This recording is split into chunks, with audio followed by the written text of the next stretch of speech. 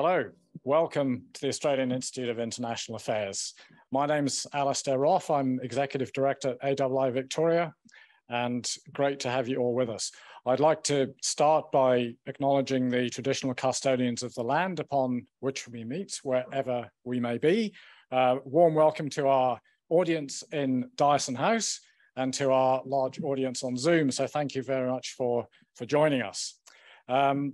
To talk about the upcoming election in Brazil, it's a pleasure to welcome back again Dr. Débora Barros Farias.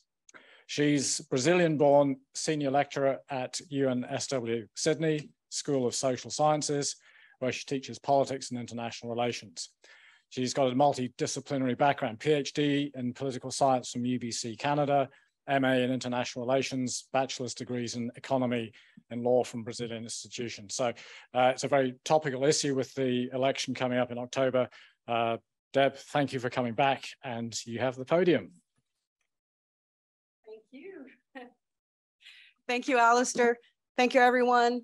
Hello to everyone on Zoom. I remembered it was, I was talking about the last time here, it was on comparing Bolsonaro and Trump. So that was the one. Yes, Trump of the tropics, exactly. So here we are to talk about Brazil's 2020 presidential election.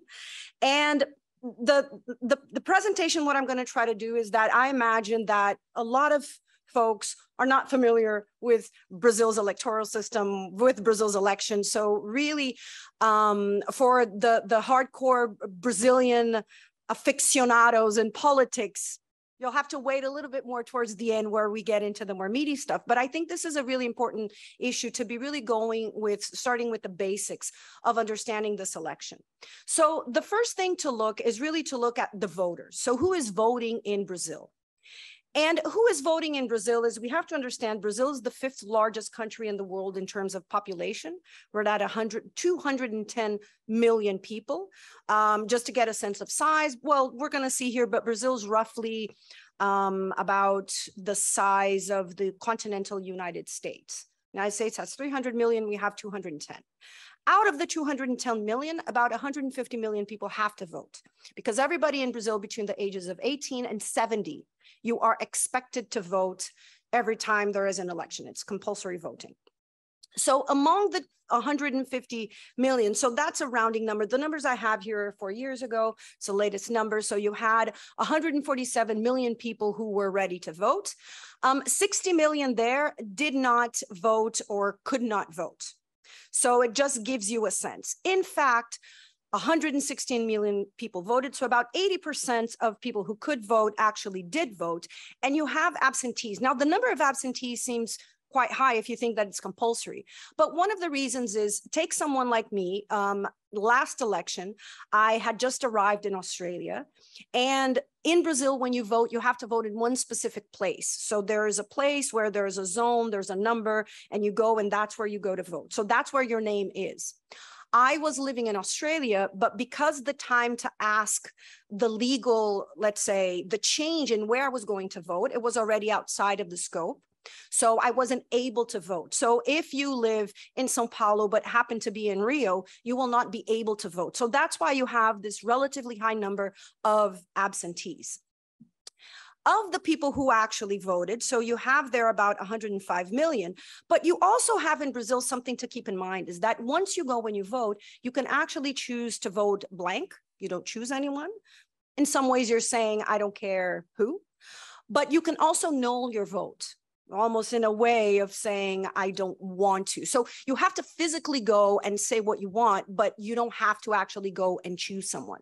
Now, these two things I put here, especially the blanks and the nulls, because they might be really, really important in this particular election. So that's why I made the point of highlighting that. So let's take a look at where are these voters, because this is also going to be very important for this election to understand why the stakes are so high. So let's start here with the smaller number, which is we are among these, the 0 0.34% of Brazilians who are abroad eligible to vote. So we're not really that many. So in that sense, unlike other countries where you have a big diaspora, in Brazil, the diaspora doesn't really mean much when it comes to an election. It's really not going to make or break any sort of votes. Now, let's move on forward. If you take the north of Brazil, so Brazil's divided basically into 5 big regions. The north of Brazil and the center east of Brazil, so these are these two right over here. They represent about 15% of the population. I put that also to highlight Brazil is very big, but the population is really distributed really towards the coast. So all of this area that you're looking here is pretty much essentially the Amazon and another region called Pantanal. Of course, there's cities and everything there, but this is massive. So this is about 2/3 of Brazilian territory, has only about 15% of the population. If you're interested in Amazon, for example, it shows how the Amazon then there's different engagements and different ways into looking into the Amazon, depending on where people are and what is considered good for the Amazon. Although the absolute majority of Brazilians agree, more than 80–90%, that yes, we should protect the Amazon. That can be for the Q&A. I'd be happy to talk about that. Southern Brazil, about 15%. The northeast of Brazil, which is where I'm from, about 1/4 of Brazilians, but really the big chunk where the votes are in this part here, which is called the southeast of Brazil. Is where you have the state of São Paulo, Rio, Minas, and Espírito Santo. The state of São Paulo alone has around 40 million people. And it's very hard to imagine in a very tight election, if you're not winning in the southeast, that you're actually going to be able to make all the votes. But I'm putting this here because we're going to see that right now in this particular election, especially when you think about Lula and Bolsonaro, who are the 2 biggest contenders, there's a significant difference in distribution on people's preferences for one versus the other. Okay, so with that, with elections, Brazil has a superior electoral court. It's a branch really of our judicial system that's just really looking into electoral matters. We have nationwide rules. A federal electoral code. So everything in Brazil is very centralized. Brazil was first a unitary state, and only when it became a republic in the end of the 19th century is that Brazil actually became a federation, which means unlike Australia, Canada, United States, instead of like you guys here were first independent, provinces and states, and then states ceded a little bit of autonomy to the federal government. In Brazil, it was the opposite. It was the federal government who actually gave a little bit to the states. So that's why everything you see in Brazil is extremely, it tends to be very, very centralized. Now, it does make for some things to be easier because you do have a system that everybody in Brazil follows. This year, the campaign started only 45 days because our election is coming up in 10 days. It's coming up on October 2nd. So not this Sunday, but the next Sunday. So it's really, really short. So that's going to be the first round. And a second round is always expected under these rules, because if someone doesn't get to the 50% of eligible votes, then we have the second round still in the same month. So it's always the first Sunday of October and always the last Sunday of October. There's a lot of really weird rules. In theory, you can't sell alcohol. There's a lot of things you can't be, anyway. It's an interesting process, but basically in Brazil, this is how the system goes, and it's always going to be in that Sunday. Now, this year, to get a sense, so every 4 years, we vote for all of these. All Brazilians are going to be voting on this next, the other Sunday. They're going to choose president, they're going to choose their governor, the senator, one federal representative, and one state representative. And usually what happens is that then you end up going with a little cheat sheet, because you have to go and it's like, how do I, how are you going to remember? Because all of these are numbers.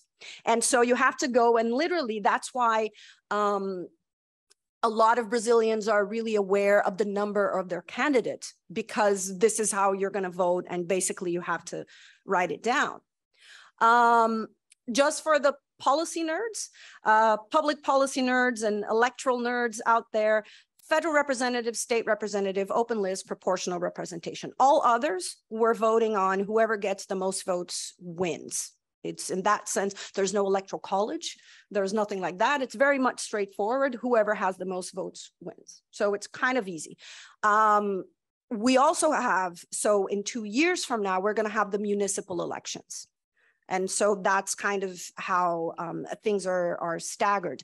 There are no write-in candidates, because the way that we vote is this system that's actually one of the really contentious things in how we're voting. This is how Brazilians vote. It's a system where this has been around for, I'd say, about 20 years. And the way that they did it, I mean, imagine in Brazil nowadays, it's better, but you had an immense amount of people who were illiterate. And you can have a lot more cheating, a lot more things going on if you just have a little piece of paper where people can fill in. So we began to have this process. And the idea is everybody knows how to use a phone.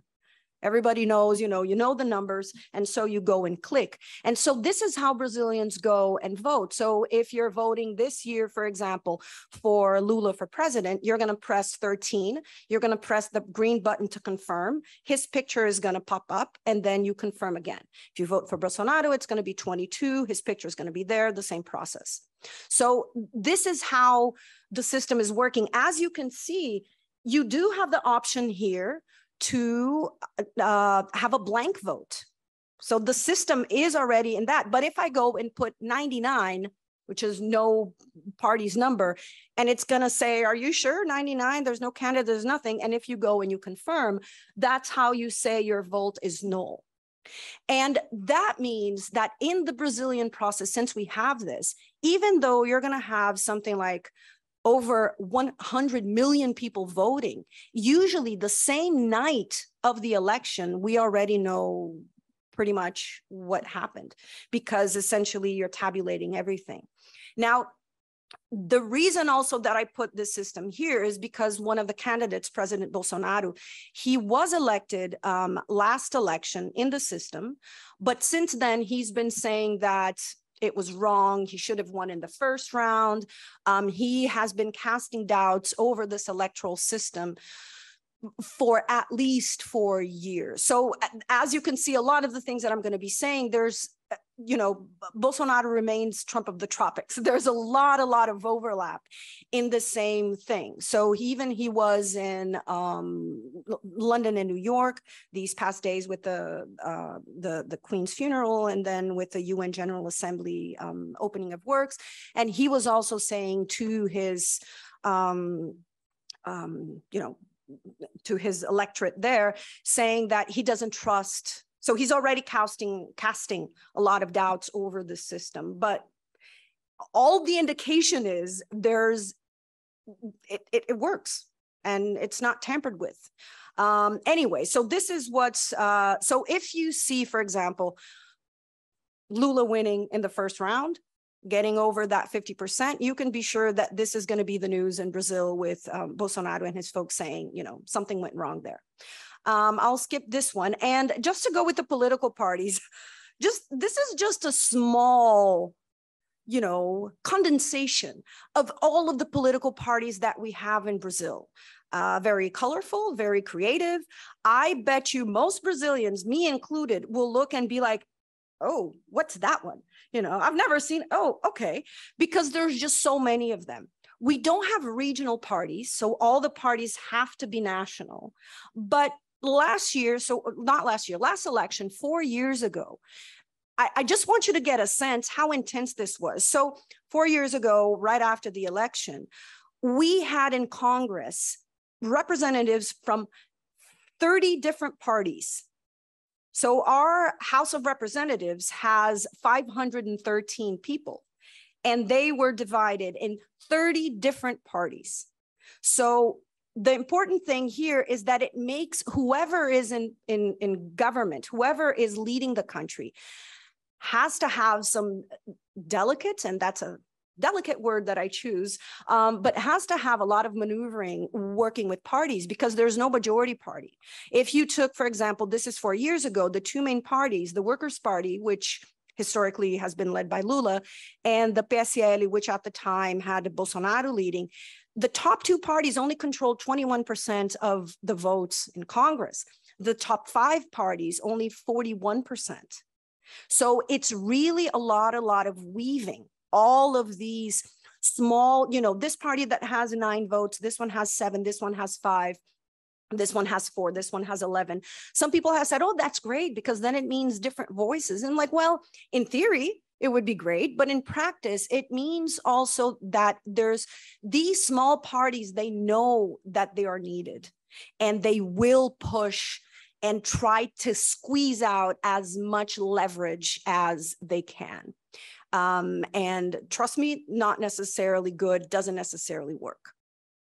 So we come to the 2020 presidential election with many candidates, but there's no denying that these are really the two big players this election. I saw a number saying that something like 97% of Brazilians knew who they were. So this is not an election of people who are unknown.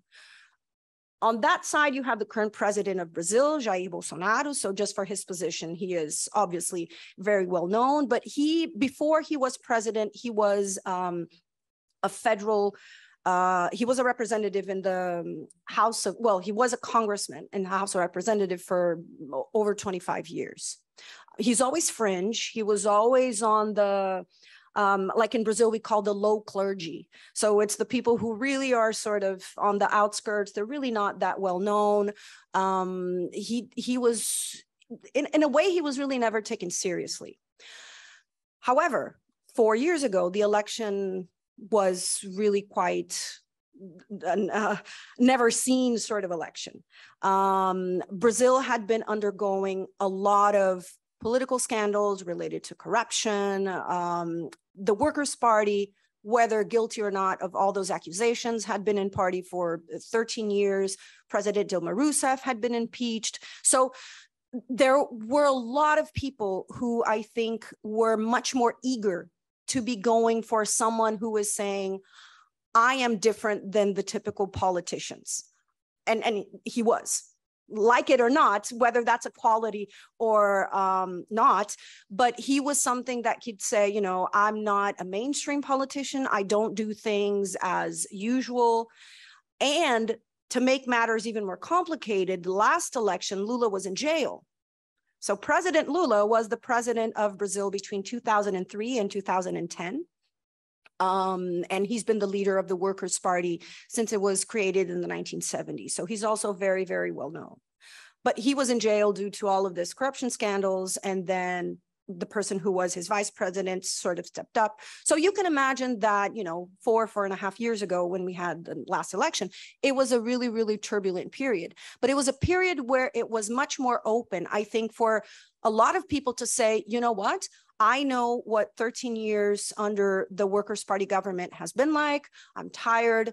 I'm willing to go for something different. That's why the parallels with the United States are so easy to make, with some people saying, you know, it's not, let's go back to, you know, before Trump was elected, to say, it's not that I love Trump, but I'm willing to try something different. I'm willing to try someone who is saying, I'm not a typical politician. So that was really the appeal.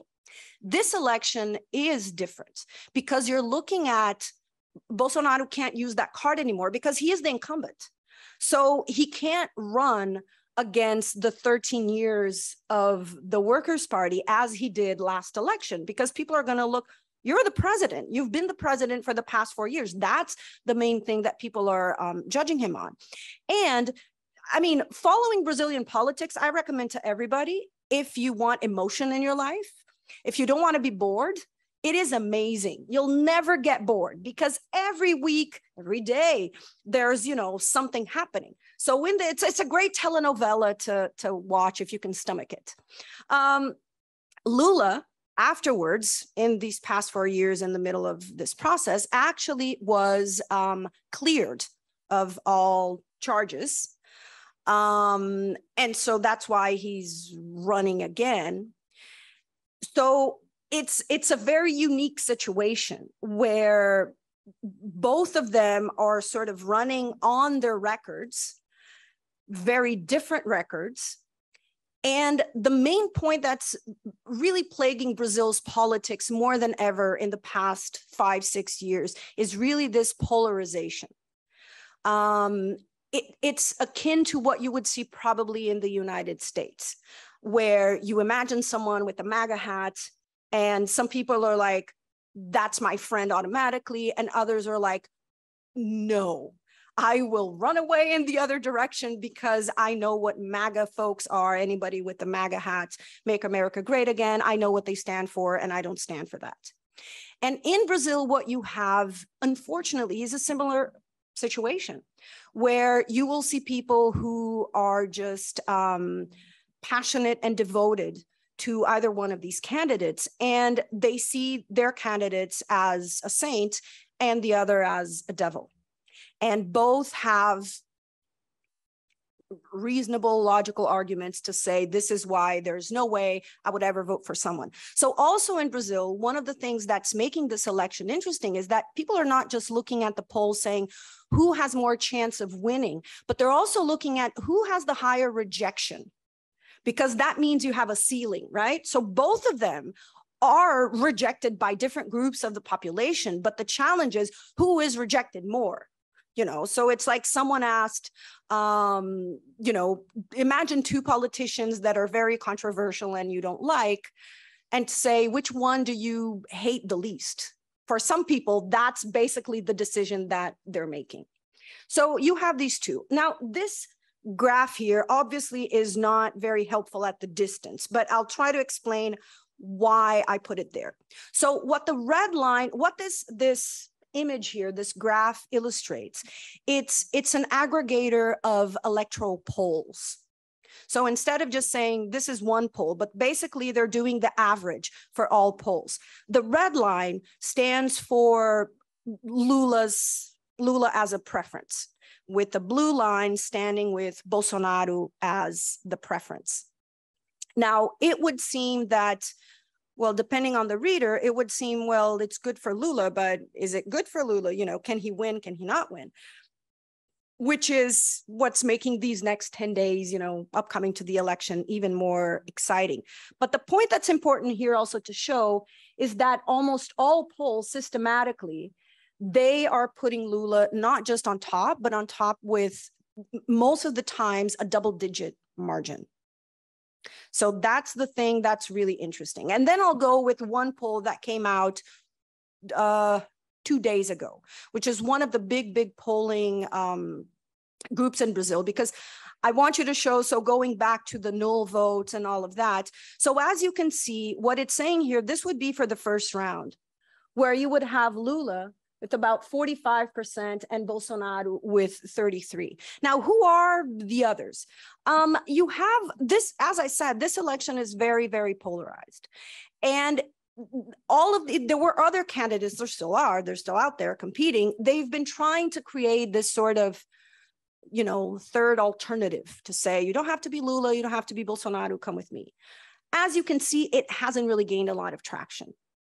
But if you look at the votes, both candidates at the top really want these small voters. Typically, you wouldn't be concerned about, you know, one candidate having 6% of the votes, 5% of the votes. This election, it really matters. And so it's interesting to see how this year, it's really about also polling these other folks who might be voting for Ciro Gomes, Simone Tebet, or others, and saying, okay, are you maybe, so they're talking about the useful vote of some people saying, let's say, if you want Lula to win, you'll go to a voter of one of these two and say, look, you don't like Bolsonaro, I don't like Bolsonaro. Go and vote for Lula so we don't have to go through a second round. Just get this thing over with. And so it's been interesting to see all of this going on. And as you can imagine, as you can see also with these, there's also, you know, let's say if the 4% of people who right now are saying they're going to vote null, if you could flip maybe 2% of them, or the people who say they're going to vote blank, let's say flip 2% of them, Lula can already go, you know, with just those little bits, just already go to the second round. So that's one of the things that's making this election just very, very exciting. This is the same poll asking if there was a second, you know, a runoff between Lula and Bolsonaro. Here, the difference is really significant. Here, it's really, you see where even let's imagine that, you know, Bolsonaro actually picked up all of these votes, which are null or blank. These are the don't know. So see, only 2% of people saying, I would know. That's how I think a lot of people are very confident. Even now that we're 10 days to the election, roughly, I saw a poll saying that only maybe about 10% of people interviewed still didn't know or still weren't really firm on who were they voting for. So there's not really a lot of margin. If you are Bolsonaro, well, this picture doesn't necessarily look really good. Let's look at Lula. Who is behind Lula in terms of numbers? The Northeast, remember where I said it's like a quarter of the votes? 59% of people there are saying that they're going to vote for Lula. So that's a massive, massive difference to the 22% only with Bolsonaro. Now, what we're going to see here is that you have a lot of, well, this is one of the poorest regions in Brazil. And as one of the numbers that's going to show is that the lower the social economic status right now, the more the person is likely to be voting for Lula. Basically, under the main thing, this election, unlike last election, which was corruption, this year is economy and votes, and inflation is high, and a lot of people are going hungry. COVID was also a big thing. So look at this, younger voters between 16 and 24, 50% Lula, 28 Bolsonaro. Those making below 2 minimum wage, you can also see the difference. It's almost, you know, double to what you have. And this group makes up a massive, massive chunk of Brazil's population. Women, also a massive difference. 46% saying they're voting for Lula, 29% saying they're voting for Bolsonaro. This is one of the hardest groups that he has. It was also like this last election. He's made many statements that are questionable. He's very verbal with, even now in the campaign, with being more aggressive towards female journalists and not so much with male journalists.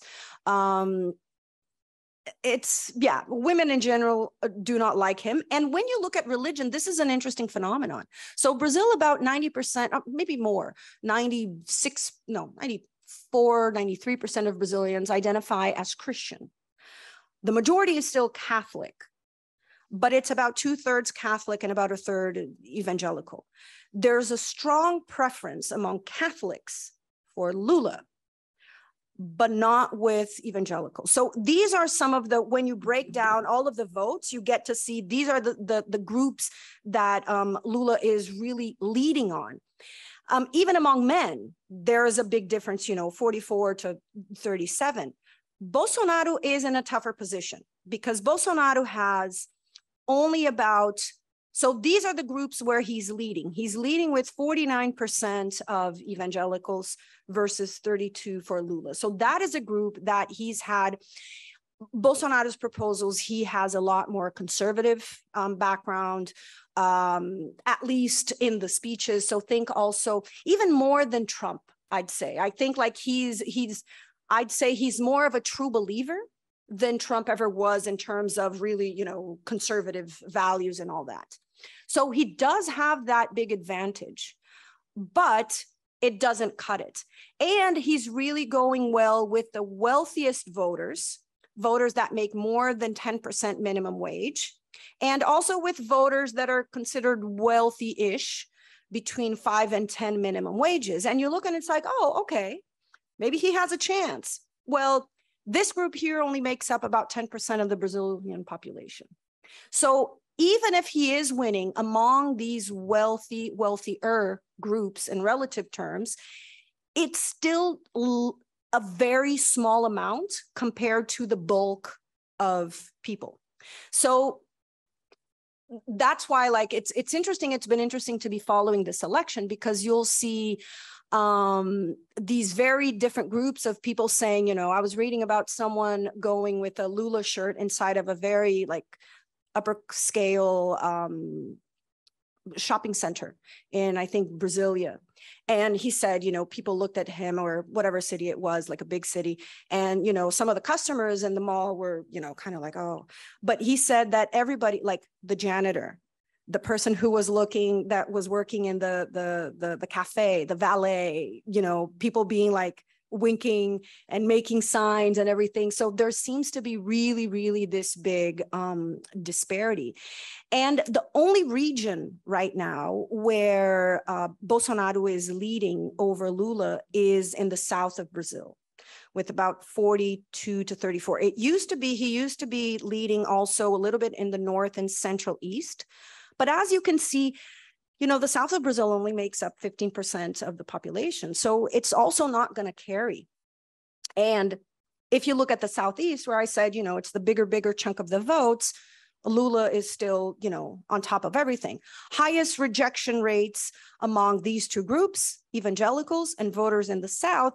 But Bolsonaro, he's in a very difficult situation, because he has a high rejection rates among women, among the poorest in Brazil, among Catholics, the unemployed, Black, Northeasterners, youth, and students. So the problem right now is that 10 days from the election is, what is the group that you can still sort of change to your direction? What a lot of people say is that the most malleable group seems to be folks who have, obviously everybody has different identities. So let's say you take someone who's poor but is an evangelical. Are they going to vote with, let's say, their pocket and say, look, these 4 years have been really bad, and I don't want 4 more years of this. I don't think the government is caring enough or doing enough, or saying, no, I'm actually going to vote with the government who's talking about, you know, gender identity and, you know, a very much a conservative profile of what things should be. So basically, all indication is that Bolsonaro has to overcome a lot of things. And this is a really important one, which is, what is the rejection? And if you look at Bolsonaro, he is a lot more rejected than Lula. So 51% of people saying, I would never vote for him, 39% saying, I would never vote for Lula. So that's also one of the challenges, is how do you break that into going in a, you know, into a different direction? And essentially, 78% of voters right now saying they're totally sure over who they're voting for president.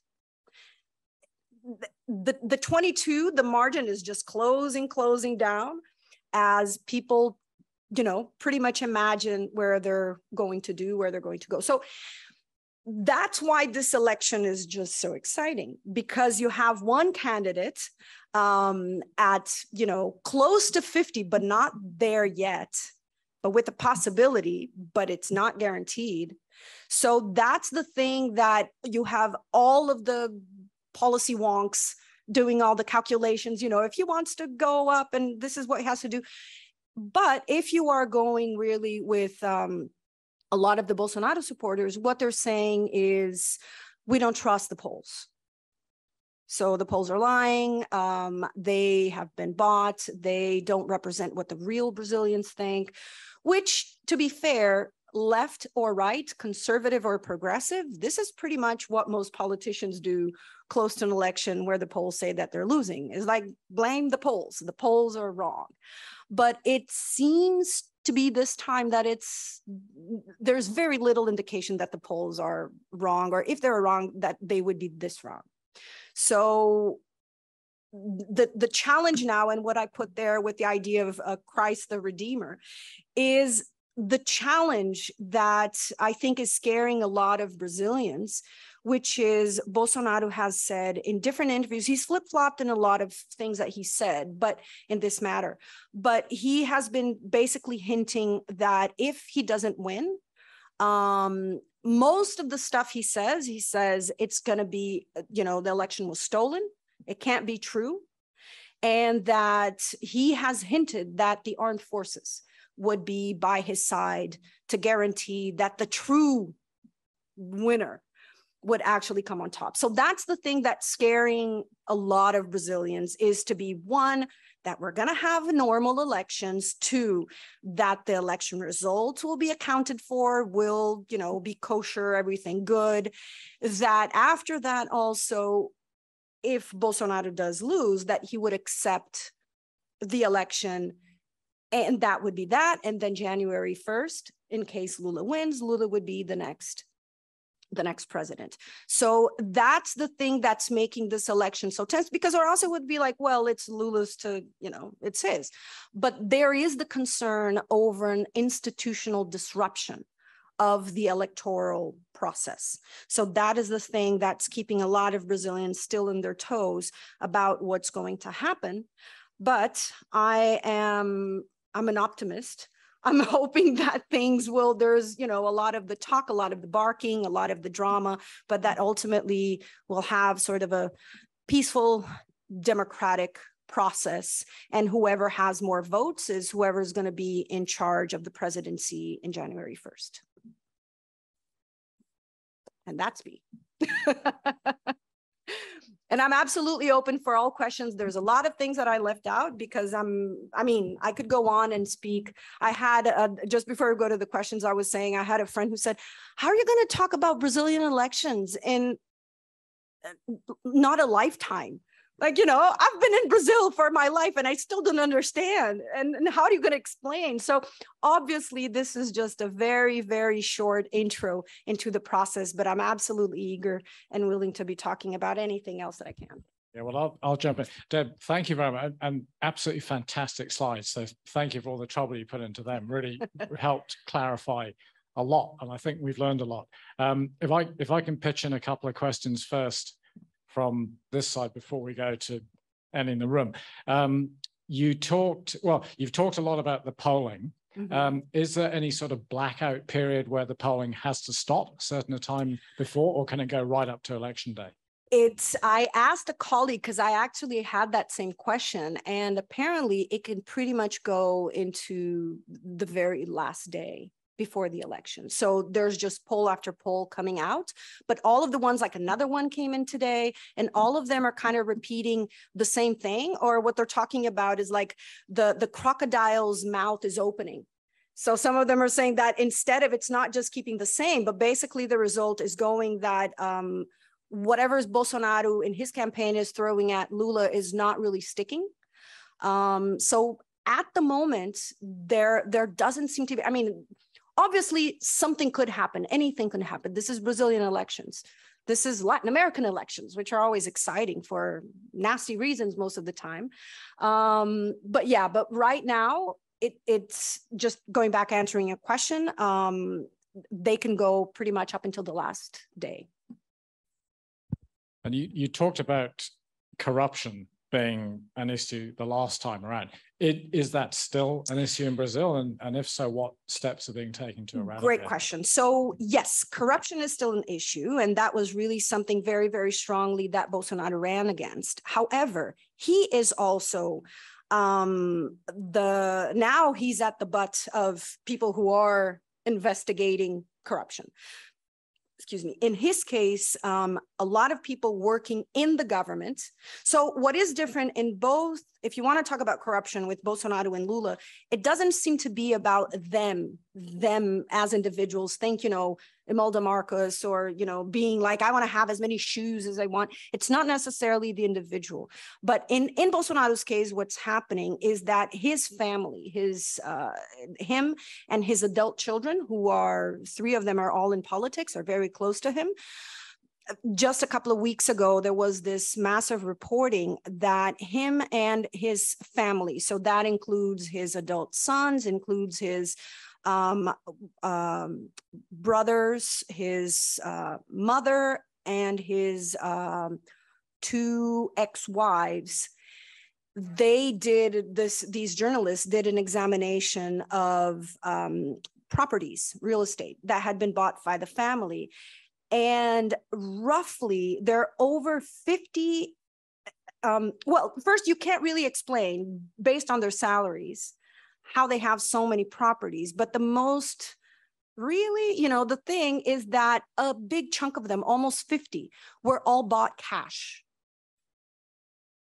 Is it a crime to buy cash? No. Is it weird? Yes. It's very strange that if you go and you buy a property that, and you buy cash, and it's not a one-time single event. So there's a lot of investigation around, or a lot of suspicion, in that sense that 4 years ago, you could talk about some things. Yeah, people say, maybe Bolsonaro's kids, but they were still like kind of marginal in the process.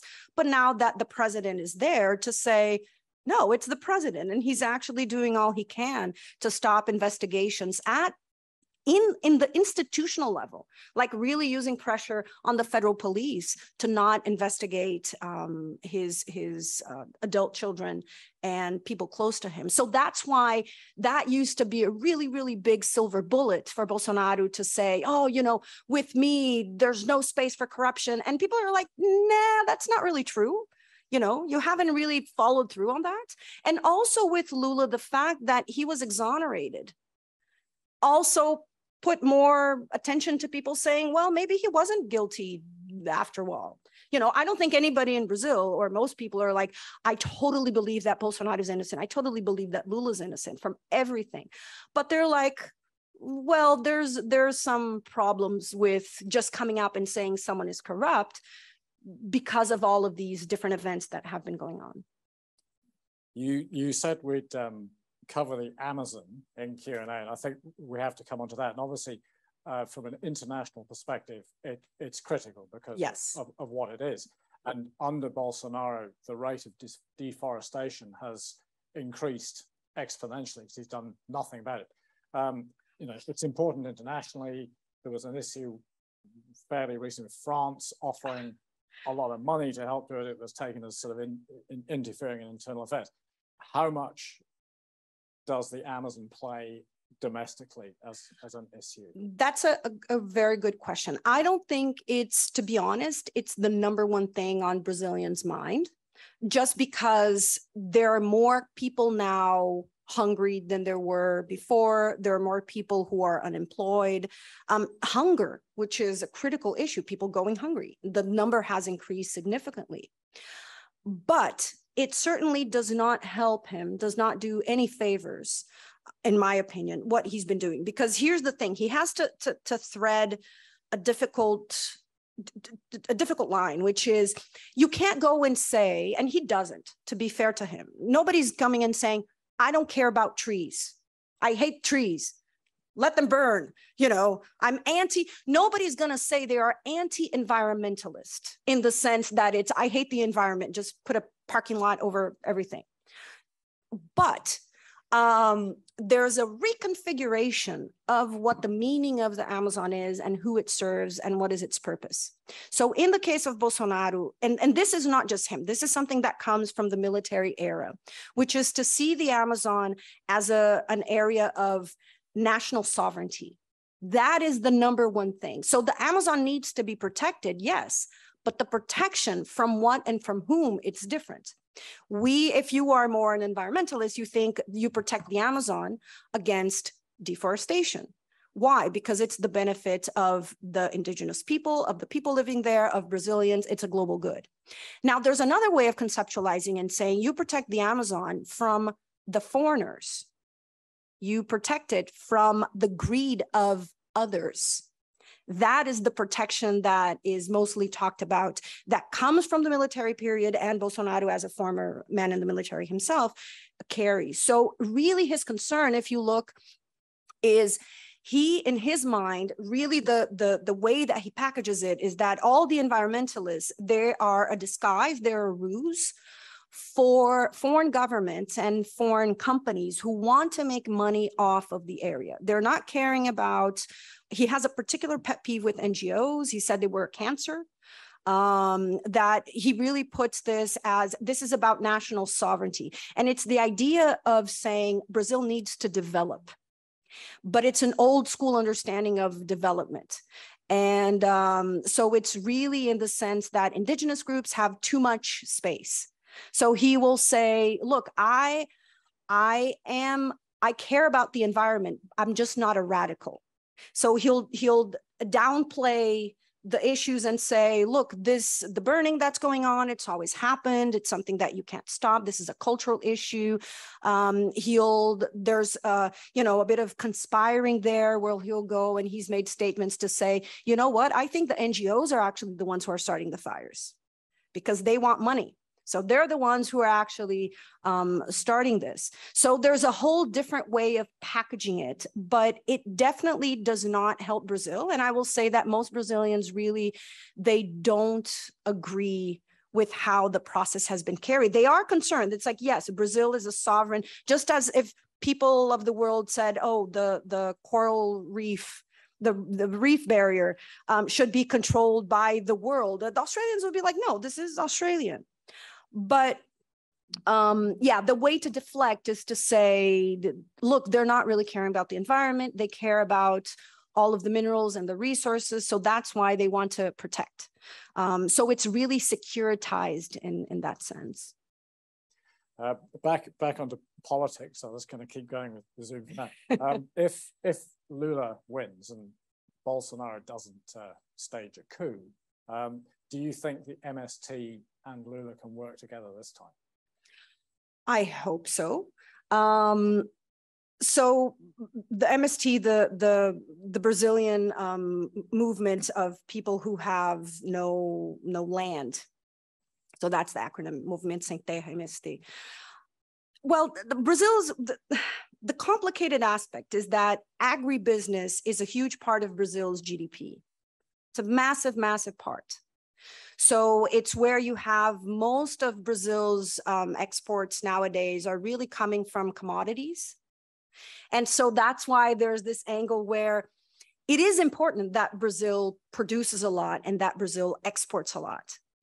And so it's a difficult dance whoever is in power has to be playing if they want to be pro-environment, but they also want to be pro-agribusiness. In the big picture, you can say, yeah, they can walk along and they can be friends. But once you come, the devil is in the details. And that's one of the things that Lula was, criticized by some people recently saying, basically, yes, that environment and agribusiness can work together. And with people, especially to the left, saying, no, they're two different, mindsets. Their end goal is very different. But I think in the electoral period, you don't want to burn bridges. You want to show we're going to find a way, we're going to work together, we're going to make things work. And ideally, that is what would happen. But this is something that is quite contentious because also you're not talking about an agribusiness that's just, mom and pop, have a family thing. This is like massive, massive, massive scale. Just following on from that. Yeah. Agribusiness, is agribusiness benefiting in the short term from the issues in Ukraine? We're not able to export wheat, whereas they see an option. Not so much because Brazil, so that's a good question. Brazil doesn't import. Brazil is actually quite curious when you look at commodities. Brazil actually imports very little commodity. We're quite self-sufficient in almost everything, except wheat is one of them. We don't produce wheat and we're a massive, massive consumer. And also, as most countries in the world, there is a type of fertilizer that cannot be man-made. You have to harvest it. And basically it's only found, I think, in Canada, Russia, and I think Belarus. Bolsonaro is saying, well, I have a good relationship with Putin. And one of the things that he didn't want to go very much against Putin is to say the agribusiness needs these fertilizers. We have to be friends. But just to go a little bit on your question, one of the things that's interesting is that this, with Bolsonaro under his tenure, there's been kind of a big cleavage. I don't know if big, but there's been a separation among the agribusiness. The very, very big ones, they actually were trying to push the government to be more responsible environmentally. And some people is like, well, why? But the reason is that the really big ones are the ones that are targeted. If you have Marks and Spencer saying, we're not going to buy Brazilian, whatever, they're going to come to the really, really big exporters. So they know how important it is to be able to show you can keep buying Brazilian and not feel guilty about buying our stuff. But if you have producers that are on a smaller scale, they're not exporters, they only sell to the domestic market, or they only sell to a regional market, they're not really interested in whether Marks and Spencer or whatever, big agricultural company somewhere in Europe is going to buy Brazilian or not, because that's not their market. So there was this tension in the really big ones wanting more protection and more environmental actual governance and action than actually the small and the medium ones. There's a difficult question, but it's on looking again internationally of the two potential winners of the election, who is going to be more favored by other countries? I mean, who are they going to be? That's the easiest question. That's the one that's like, there is no doubt, whether you like him or not, Lula is charismatic. You might say, I don't like him. I would never buy a used car from him. I don't trust him, but he is charismatic. And he was the president of Brazil for the time where Brazil really rose to a global scene, that people were really talking about Brazil. You see the cover of, the Economist with, it's pretty much this image here, but you see the Christ sort of on a, almost like a like a rocket, see, it's very useful to have my husband who's like, how do you say that word in English? And have the rocket and sort of going up. So really, I think Lula has the sense, I remember a phrase of Obama calling Lula, he was the man, was the most popular leader in the world. Bolsonaro is not. Whether that's fair or not, we can go into a different discussion. I have my own personal opinions, but for example, he was now in the UN for Brazil always does the opening speech with the UN, and apparently the only person that he was going to meet was the leader of Poland, who is a well-known, hardcore far-right populist. No one else. There were no other meetings. And in a way, I mean, his Minister of Foreign Affairs, Bolsonaro's, not the one now, but the one that was before him, actually said Brazilians should be proud that Brazil is now a pariah. Because he was saying that means, pretty much Brazil being like this pure entity that's fighting against globalists. It's a very, if anyone knows QAnon, it's really in sort of this very conspiratorial, bizarre thing. But yeah, but it's, I mean, all of the meetings you see in the G20, for example, actually the last G20 meeting, the only one who Bolsonaro was kind of left out and he kind of buddied up was with Scott Morrison. So it was the two of them that nobody really wanted.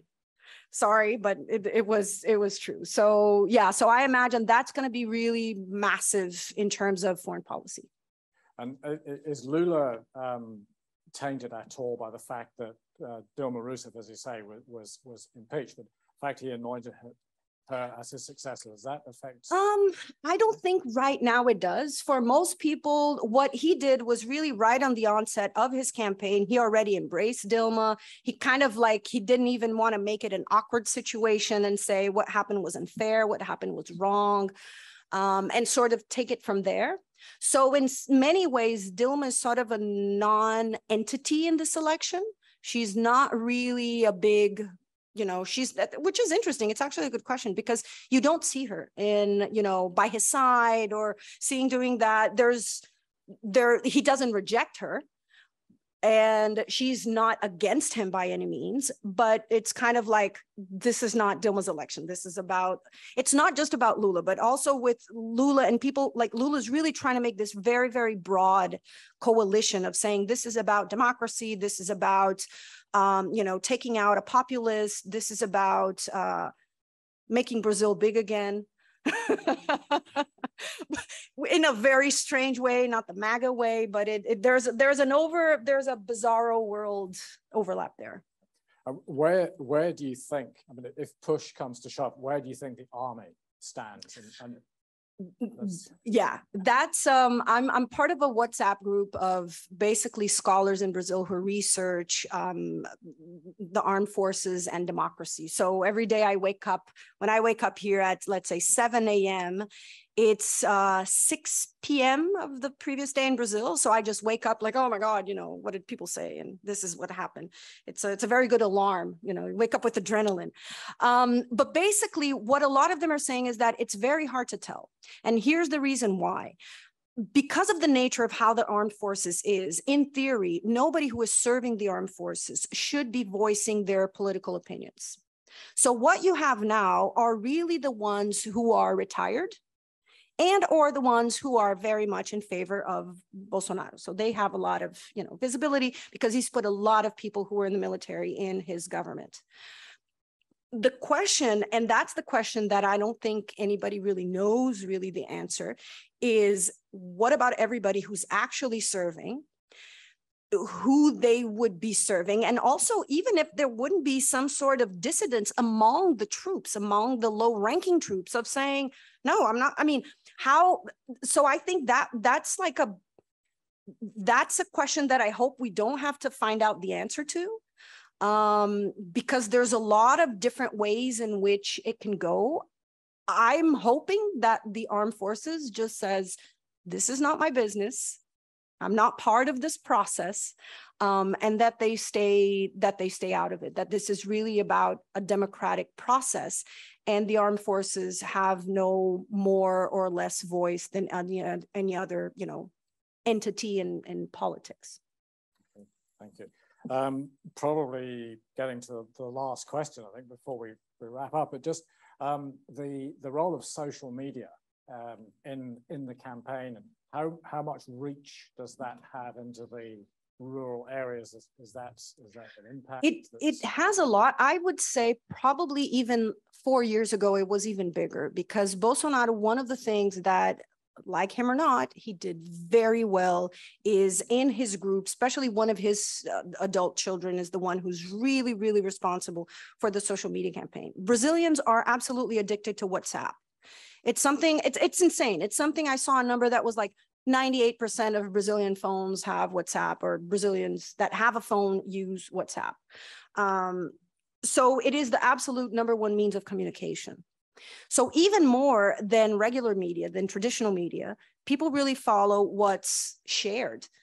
And I think 4 years ago, especially the Workers' Party campaign or all of the other traditional ones had not caught up to this. They were really just doing the old school, very, oh, this is my platform, And I think this election is actually a bit different. I think there's more competition for eyeballs. There's more different narratives that are being shared. But I think despite all of the stuff that's coming in social media, I think this election has a difference of people going to the supermarket and being, I can't buy the same amount of stuff that I could buy before, or I can't find a job, or even the Uber that I used to drive, I can't drive anymore because, whatever problem. So I think there's only so much you can do with the social media, with the conspiracy, with all of that, if people are going in their day-to-day lives and being, and I didn't even mention here, but 700,000 Brazilians died from COVID. And the federal government was, to be polite, was lackluster, was very, very inefficient, I would say, in a lot of the actions.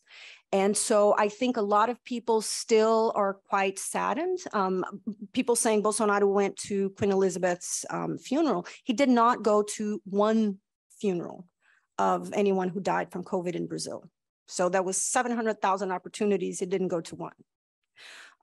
So there's a lot of people who feel, when he's made other comments, there's been other things that for a lot of people, it's like, no, you didn't do enough, so it's again, it's a different election this time than it was before. And ultimately what the polls are saying is that Bolsonaro has supporters, there's no doubt, but he hasn't been able to increase. Think of Trump again. You have supporters, rabid supporters sometimes, but you're preaching to the choir. and it's very big and you see there and people are very excited, but it's that bubble that you're in, and it hasn't really been able to get more people, or at least keep the people who are kind of, okay, I'm not a big fan, but I'd rather vote for them than, you know, for the Workers' Party. I already know. This time it's different because they're like, I'm not sure I want 4 more years of that. And in this election, essentially, this is what it is. Well, on that note, thank you very much for such a detailed coverage of the issues. And we're far better informed now. So you'll be watching carefully the next 10 days and the runoff if it comes to that. But thank you so much for coming back, and thank you for having me. It's been a really, really great talk. So thank you very much, and thank you to the Zoom audience. Yes, thank you for everyone who showed up. Thank you very much.